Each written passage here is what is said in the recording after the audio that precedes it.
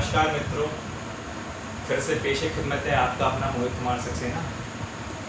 दोस्तों, मैं आज बात करूंगा मैथमेटिक्स के विषय में। आज हम मैथमेटिक्स के विषय में सारे बेसिक कॉन्सेप्ट को मैं क्रमवार बिंदुवार क्लियर करता चलूँगा।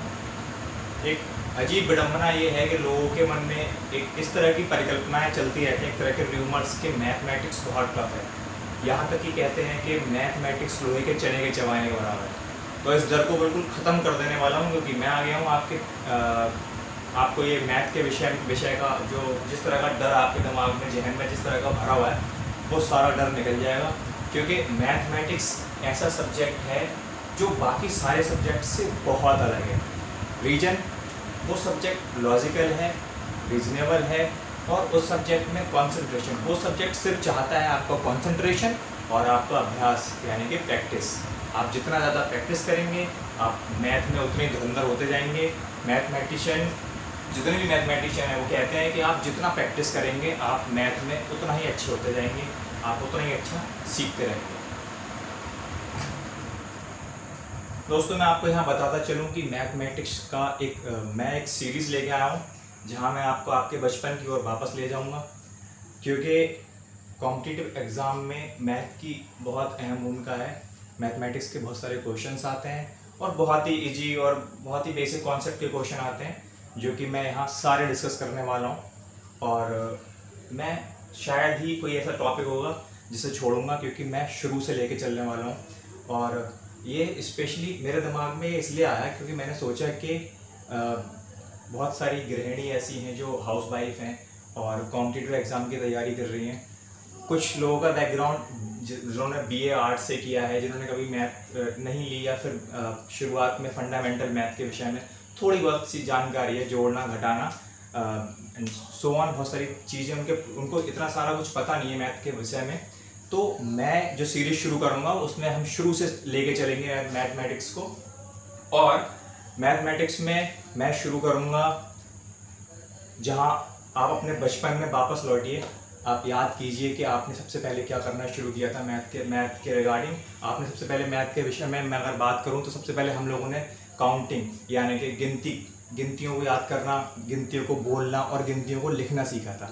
तो मैं आपको वहीं से शुरू से लेके चलूँगा और बहुत ही गहनता से, बहुत ही गंभीरता से चीज़ों को सुनते चलिए। जो चीज़ें आपको काम की लगें वो चीज़ें लिखते चलिए। जो चीज़ें आपको पहले से सुन रखी हों उन चीज़ों को भी आप दोबारा सुनिए शायद, क्योंकि कुछ लोग कहते हैं कि चीज़ों को बार बार सुनने से हमें उसमें कुछ नया सुनने को मिलता है। मेरा इन्फ्लुएंस आप पर क्या आएगा ये तो आप लोग तय करेंगे, लेकिन मैंने जो प्रण किया है, मैंने सोचा है कि आप लोगों के दिल से मैथ का डर ख़त्म कर देना है। तो ज़्यादा वक्त नहीं लूँगा और मैं शुरू करता हूँ मैथमेटिक्स में। सबसे पहले काउंटिंग, गिनती, नंबर या फिर संख्या, जो संख्या पद्धति है उसकी शुरुआत कहाँ से हुई। तो बेसिकली बात ये है कि प्राचीन काल में जो मनुष्य था वो अबोध बालक की तरह था। गिनती गिनने के लिए वो कंकड़ पत्थर आदि वस्तुओं का प्रयोग किया करता था, उसको इतनी समझ नहीं थी। धीमे धीमे आधुनिक काल में आते आते संख्या की अवधारणा का विकास होना शुरू हुआ और चीज़ों को स्थूल वस्तुओं के माध्यम से सिखाया जाता है। जैसे कि आप लोगों को पता होगा कि प्राथमिक विद्यालयों में जब बच्चों को गिनती करना सिखाया जाता है तो कुछ स्थूल वस्तुओं का इस्तेमाल किया जाता है, लाइक पेन, पेंसिल, टॉफ़ी, कंचे, आम, अमरूद, ये सारी चीज़ें कि दिखाया बच्चों ये कितने हैं, तो बच्चों ने बोला ये एक, या फिर 2 पेन उठा के बोला कि बच्चे कितने हैं, तो बच्चों ने बोला 2। तो इस तरह से चीज़ें स्थूल वस्तुओं से कनेक्ट करते हुए बच्चों को गिनती करना सिखाया जाता है। संख्या और अंक में थोड़ा सा बेसिक सा डिफरेंस होता है, वो डिफरेंस भी मैं यहाँ क्लियर करता चलूँगा आप लोगों के लिए। तो संख्या यानी कि संख्या को अगर हम डिफाइन करना चाहें तो संख्या की परिभाषा एक लाइन में ये बनेगी कि कितनी वस्तुएं हैं इसका बोध होता है, संख्या कहलाती है। कितनी वस्तुएं हैं उसका बोध होता है, वे संख्याएं कहलाती हैं। यानी किसी भी वस्तुओं की काउंटिंग को, वस्तुओं को गिनने की जिससे गिनते हैं हम, उसको हम संख्या कहते हैं। संख्या और संख्यांक में माइनर सा डिफरेंस होता है, जो कि मैं आपको यहां बता देता हूं। संख्या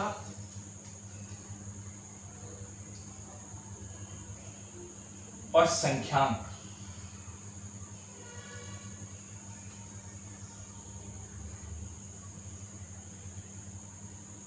संख्या और संख्यांक में माइनर सा डिफरेंस क्या होता है, मैं आपको बताता हूं। संख्या जो होती है वो नाम होता है संख्या का, और संख्यांक संकेत। मैं फिर से रिपीट करता हूं, संख्या संख्या का नाम होता है और अंक या फिर संख्यांक उसका संकेत होता है। तो संख्याओं को किस तरह से प्रयुक्त करते हैं, किस तरह से उपयोग में लाते हैं, किस तरह से लिखते हैं, किस तरह से बोलते हैं। तो बोलने में तो हम संख्या को एक बोलते हैं, पर लिखने में उसका जो संकेत होता है वो ये होता है। इसी तरह दो का संकेत ये, तीन का संकेत ये।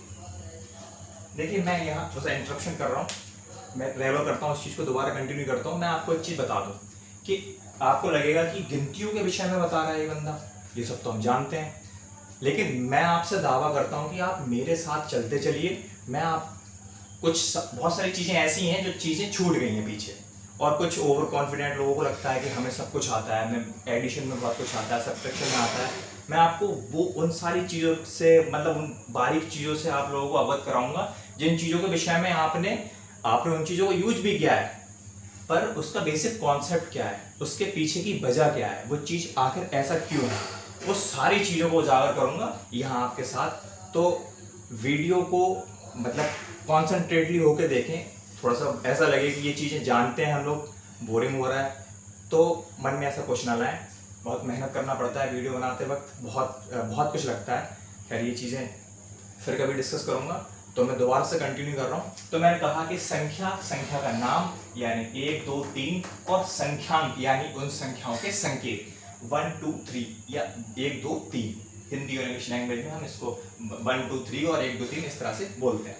तो ये बात हुई संख्या संख्यांक की। तो स्थूल वस्तुओं के माध्यम से हम प्राथमिक विद्यालयों में बच्चों को सिखाते हैं। जैसे कि मैंने एक फिगर बनाया है, स्थूल सामग्री मैंने लाइक यहाँ पे ये कुछ बॉल्स ले ली हैं, ये करीब 5 बॉल्स हैं, और इन 5 बॉल्स को अगर हम नाम लिखना चाहें तो इन 5 बॉल्स का नाम हम इस तरह से 5 लिखेंगे, और उसी का संख्यांक यानी कि संकेत लिखना चाहें तो हम उसको इस तरह से डिनोट करते हैं। तो इसके नाम को इस तरह से, और इसका जो प्रदर्शित हम अंकों के रूप में करेंगे तो इस तरह से लिखेंगे। तो ये हुई संख्या और संख्यांक में अंतर की बात। बड़ा बेसिक सा क्वेश्चन है, क्योंकि होता यह है कि हमारे मतलब छोटे बच्चे हमसे पूछ लेते हैं कि संख्या और संख्यांक में क्या अंतर है। तो ये चीज आपको हेल्प करेगी बताने में कि संख्या का नाम होता है और संख्यांक यानी अंक उसका संकेत होता है। तो इसके बाद मैं बात करता हूं कि संख्या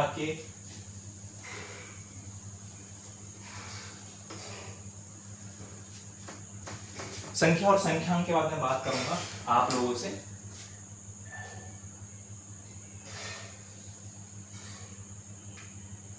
राष्ट्रीय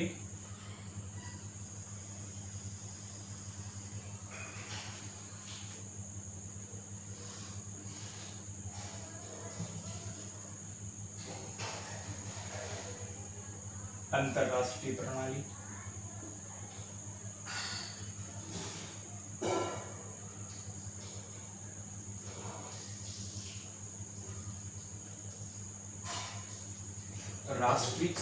राष्ट्रीय संख्यांक प्रणाली।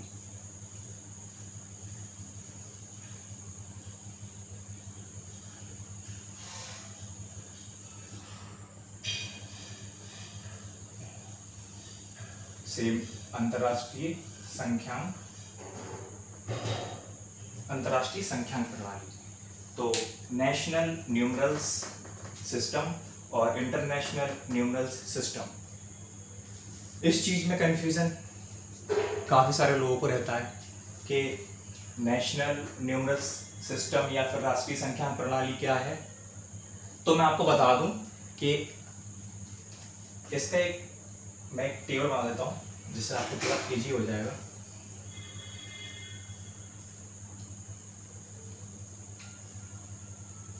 हम संख्याओं को बाईं से दाईं ओर पढ़ते हैं।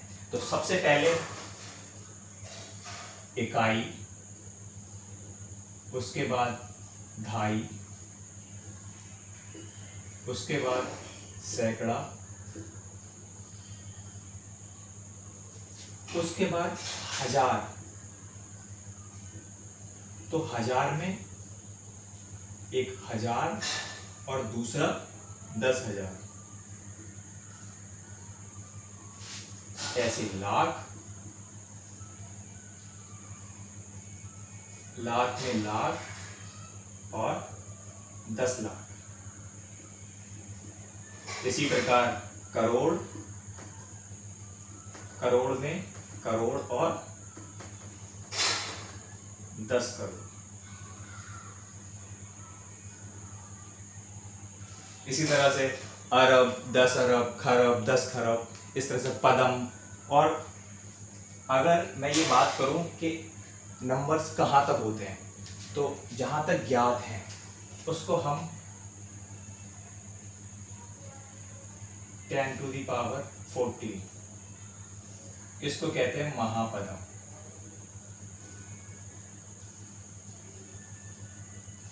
मेरा नॉलेजेबल क्वेश्चन है कि अगर कोई बात करे कि ये बोलते हैं कि हम संख्याएं इनफाइनाइट होती हैं, अनंत तक संख्याएं होती हैं, तो कहाँ तक हम लोगों ने ज्ञात कर ली हैं, तो वो संख्याएं हैं 10 की पावर 14, यानी 10 के बाद आप शून्य लगाएं, 14 जीरोस लगाएं, और उसे कहते क्या है, उसे कहते हैं महापदम। तो यहाँ तक काउंटिंग्स होती हैं।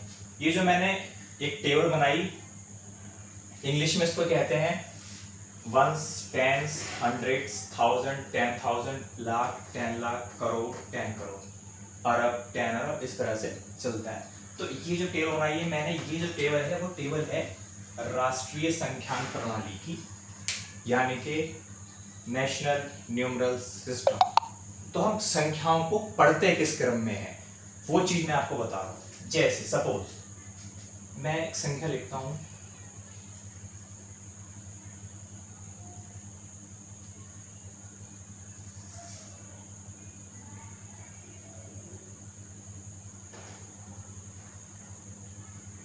अब ये संख्या लिखी हुई है, इस संख्या को किस तरह से पढ़ा जाएगा।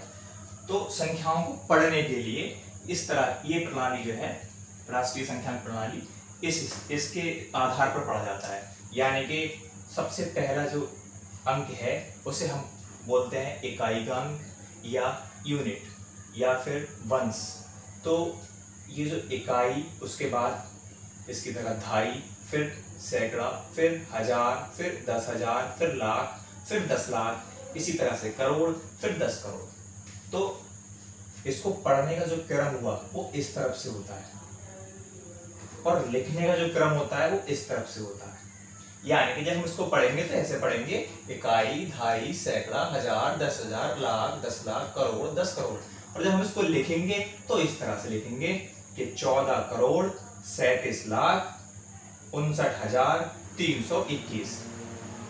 अगर संख्या को शब्दों में लिखने के लिए कहा जाए तो हम इसको इस तरह से लिखेंगे कि 14 लाख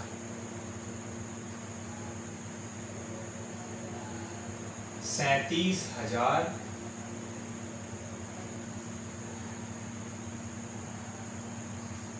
37 लाख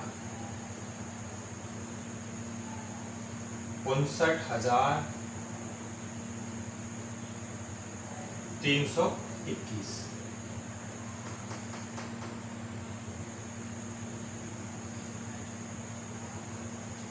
तो आई होप आपको समझ में आ रहा होगा कि राष्ट्रीय संख्यान प्रणाली या फिर नेशनल न्यूमरल सिस्टम क्या है, इसको लिखने का क्रम क्या है, इसको पढ़ने का किस तरह से पढ़ते हैं, किस तरह से लिखते हैं, आपको समझ आ गया होगा।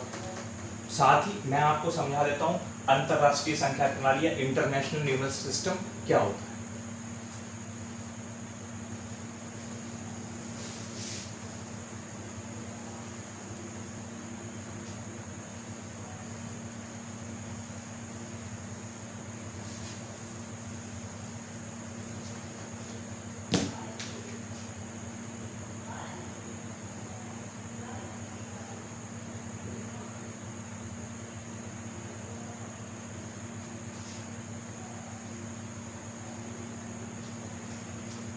मैं इसको भी इरेज कर देता हूँ।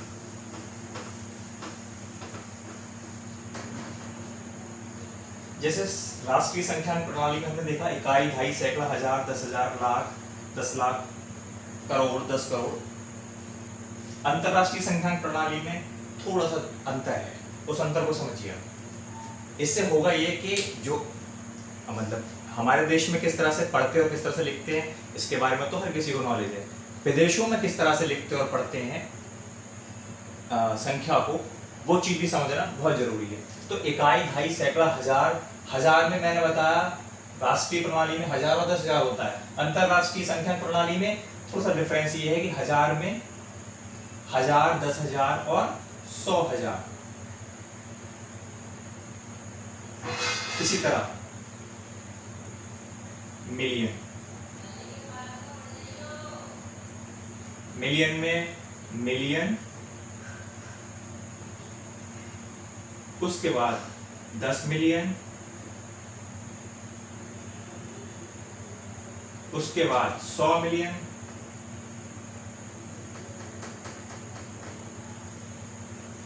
मिलियन के बाद बिलियन, सेम ऐसे ही बिलियन, बिलियन के बाद 10 बिलियन,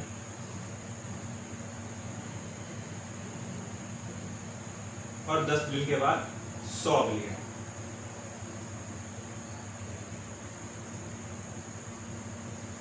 ये क्रम अंतरराष्ट्रीय संख्यान प्रणाली में चलता है, जिसको हम इंटरनेशनल न्यूमरल्स सिस्टम कहते हैं। अंतरराष्ट्रीय संख्यान पद्धति या अंतरराष्ट्रीय संख्यान प्रणाली। तो इकाई, वंस, ढाई, 10, सैकड़ा, hundreds, 1000, 10,000, 100,000, million, 10 million, 100 million, billion, 10 billion, 100 billion. तो ये क्रम चलता है मतलब अंतरराष्ट्रीय संख्यान प्रणाली में। तो आई होप आपको समझ में आ गया होगा राष्ट्रीय संख्यान प्रणाली और अंतरराष्ट्रीय संख्यान प्रणाली में। और ये बहुत बेसिक चीजें हैं, ये आई थिंक 5th और 6th क्लास की चीजें हैं, जो चीजें शायद आपने पढ़ी होंगी पर बहुत वक्त पहले पढ़ी होंगी तो शायद दिमाग से निकल जाती हैं चीजें। तो एक तरीके का रिवीजन भी है, तो आप उस आधार पे आप चीज को देखें और समझने की कोशिश करें। तो मैंने आपको क्लियर कर दिया कि राष्ट्रीय संख्यान प्रणाली क्या होता है और अंतरराष्ट्रीय संख्यान प्रणाली क्या होता है। इसके बाद कॉम्पिटिटिव एग्जाम की अगर हम नजरिए से देखने की कोशिश करें तो बहुत महत्वपूर्ण टॉपिक, यानी कि अब हम शुरू कर रहे हैं वहां से जहां से प्रश्न बनने शुरू होते हैं। तो संख्या पद्धति, जैसा कि लिखा हुआ है संख्या पद्धति, नंबर सिस्टम। किसी भी कॉम्पिटिटिव एग्जाम की अगर आप मैथ की तैयारी करेंगे तो सबसे पहला टॉपिक नंबर सिस्टम ही होता है। तो नंबर सिस्टम की हम शुरुआत करेंगे। तो नंबर सिस्टम में हम सबसे पहले उठाते हैं ये चीज़ें मैंने आपको जो बताई वो फंडामेंटल मैथ के विषय में आप सब जानते भी होंगे शायद, और कुछ चीज़ें शायद नई लगी होंगी आपको, तो वो नई चीज़ें भी आपको बताना बहुत ज़रूरी था। अब मैं बात करूँगा इसके बाद सीधे सीधे वास्तविक मान,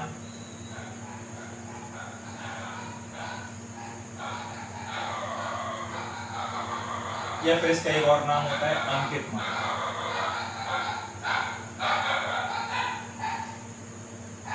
वास्तविक मान और अंकित मान को इंग्लिश में कहते हैं फेस वैल्यू।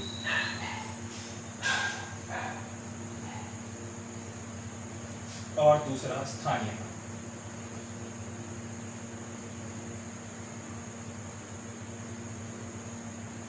जिसको कहते हैं प्लेस वैल्यू।